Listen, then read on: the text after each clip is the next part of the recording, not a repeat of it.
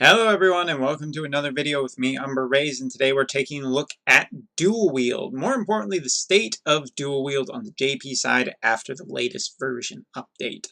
Now, for those of you on the global side, it is still kind of an era where Dual Wield is viable and true dual hand is just starting to take over the meta. Hayu being the first really big time when that happens. But recently, according in Alum streams, the producer said that they were a little bit tired of the true dual hand meta.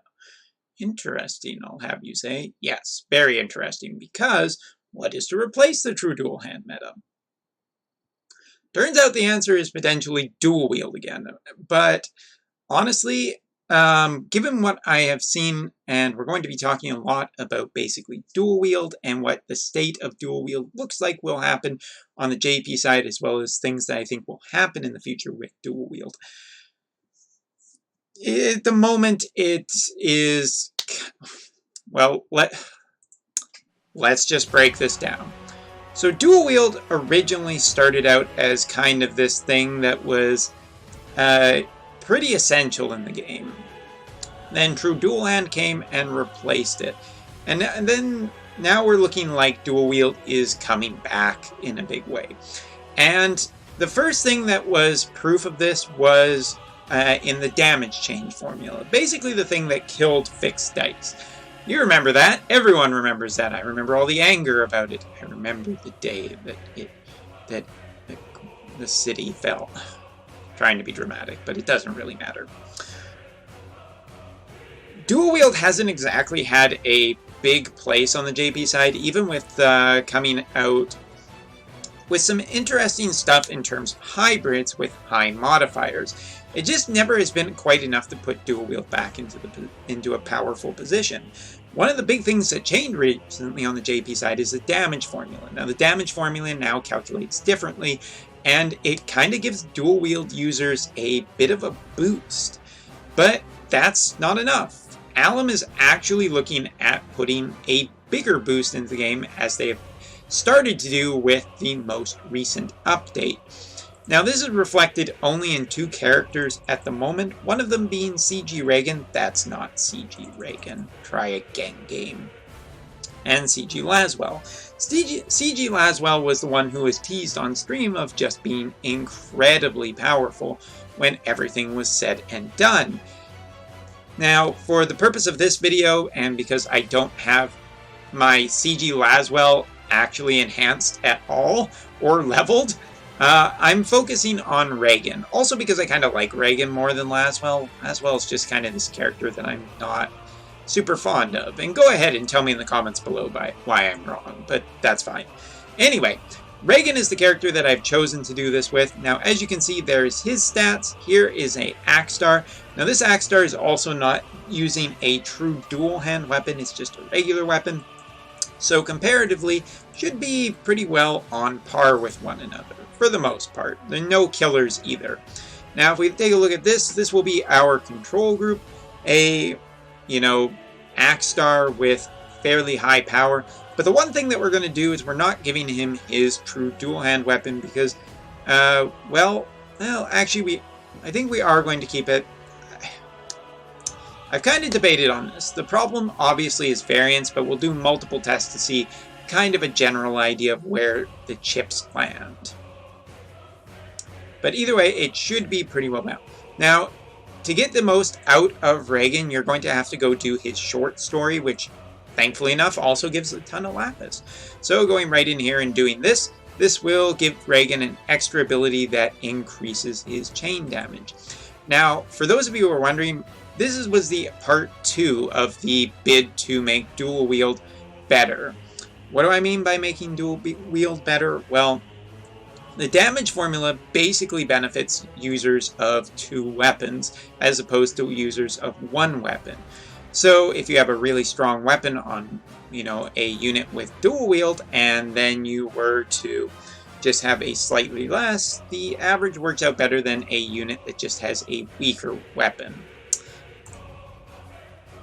Anyway, The new ability also increases, the new ability that was added to Reagan and Laswell also increases the chain cap.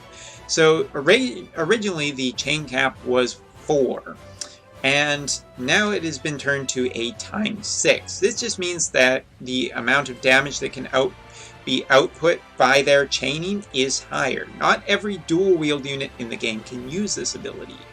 Only, so far, Reagan and Laswell. Now the hopes is that dual wield units in the future will also be getting this ability too, and it can be potentially modified since the ability that was given to both Reagan and Laswell are ×6. It could be that in the future we see a ×8 modifier on more powerful units, so dual wield does have a place to go. Now I do have the fire element on my Reagan, so we're going to just get our 2 guys here with the fire element so we can do chaining. So next we will just do some tests and see. Obviously variance is a pain in the ass, but we'll just try and power through it. And we are going to be testing AT chaining since the AT chaining of Reagan has been powered up. So here we go.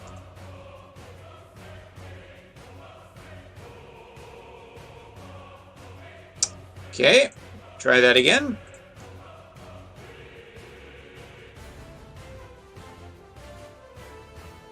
As you can see, variance makes this a little bit difficult to tell. Although I feel like we definitely got the high end and the low end.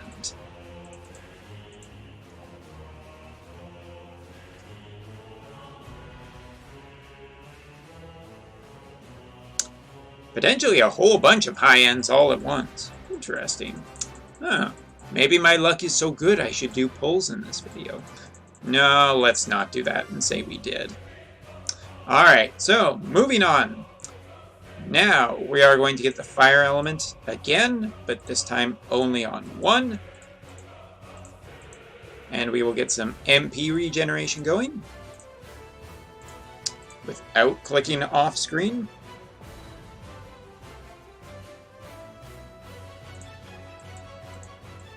Alright, now let's test out some chaining with these 2.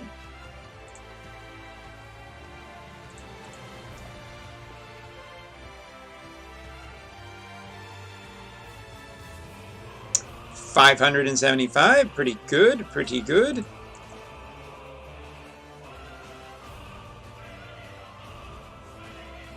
Ooh, there we go, a little bit stronger. Now this is probably because Axstar does give benefits to his abilities as he continues to use them. But we also are getting a bit of variance here, so that must be taken into account. But on one of the chains we were able to do a total of 800, which is almost comparable with what 2 Axstars was doing. This isn't really the... So let me talk about both the state of it right now that we've taken a look at how much damage it can be done. And yes, there are some differences here. Probably could be getting more out of my Reagan, but just generalize. This takes dual wield a big step up in terms of not needing incredibly high modifiers, but being able to dish out a lot more damage. Taking Axstar, for example, Axstar is just one of the top damage dealers in the game right now, and finding true dual hand equipment for him, obviously one of the benefits of true dual hand is damage variance. You can get damage variance off of the weapons. One of the benefits of dual wield is that you don't use as much MP and are basically getting more value for your MP by just double casting it from having 2 weapons. This does go a long way into improving dual wield from how it was before. That being said, it's not anywhere near as good as I feel it needs to be, but there is more. Dual wield is starting to come back, but there apparently was a bit of news that the true dual wield cap is going to be increased from 100% to 200%, as I believe it was said in the Reddit forums. I hate Chrome so much sometimes. Now, if this is actually going to has been increased or not, I don't think so. It is listed as soon, whatever the hell that means. Although Alum's saying that they want to get rid of, or at least decrease, the amount of true dual hand reliance in the game right now, makes me think that it will be in an update fairly soon. Now, Umbra, you may say, there isn't really any good source of true dual hand in the game. Or true dual wield, sorry. Too many TD, insert another word. Yes, it is true. The main sources of true dual wield in this game are basically from super TMRs at this point, and there are not exactly the highest percentages yet. But I would tell you to chill a little bit. One thing, the dual wield benefits may become bigger in the future on newer units. Dual wield units in the past, like Reagan, they did get a really nice attack boost, and they can do a lot more damage than what they could before, both from the changes to the damage formula as well as the new abilities. True dual wield needs more items or more regular TMRs to become more useful, because right now units like Reagan and Laswell can't really hit anywhere near close to the true dual wield cap, even 100%, let alone 200%. But for everybody who is all doom and gloom about this, I would make mention of one thing. Recently, we have seen some really big TMRs on 4 stars. If you consider Gravy or, just some of the newest 4 stars, they have really, really big TMRs that have, pretty powerful effects. Like, hey, would you like Squall's super TMR? Would you like the first true dual hand fist in the game? Would you prefer just having half of Rem's super TMR? So, while I do think that dual wield is not quite there yet, it's not quite there, I do think that there is a lot of promise. If the cap for true dual wield is doubled, if we can hit that cap a lot easier, then I think dual wield will become totally viable once again. It's just a question of when we're going to see the support for it. And you know what? We're coming up on that anniversary. Might be a time to drop a really big unit right in our lap. There is probably a better way to say that.